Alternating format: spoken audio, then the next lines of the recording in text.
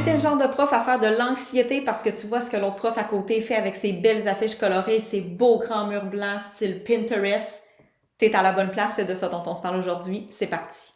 Je sais que c'est vraiment difficile à faire, mais il faut arrêter de se comparer aux autres, surtout ce qu'on voit sur les réseaux sociaux, surtout les profs américaines qui ont des classes décorées comme ça se peut pas. C'est pas la réalité, c'est pas réaliste, puis honnêtement pour les élèves, je pense que ça change rien.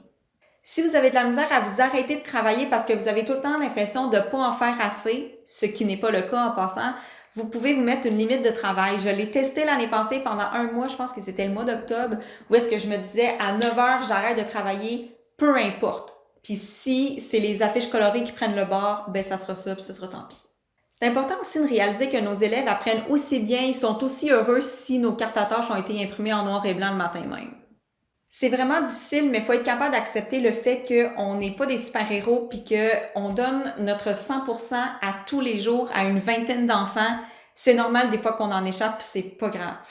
Le point le plus important que je voulais partager avec vous aujourd'hui, c'est que si vous mettez la barre haute dès le départ avec vos collègues, la direction, les parents, les élèves, ben les gens vont toujours s'attendre à ça de votre part, puis la journée vous allez décider d'en faire moins parce que vous voulez vous écouter, ben ils vont être déçus. Puis à ce moment-là, vous allez vous mettre plus de pression parce qu'ils vont dire, ben voyons, comment ça se fait qu'elle nous partage pas son planificateur cette année?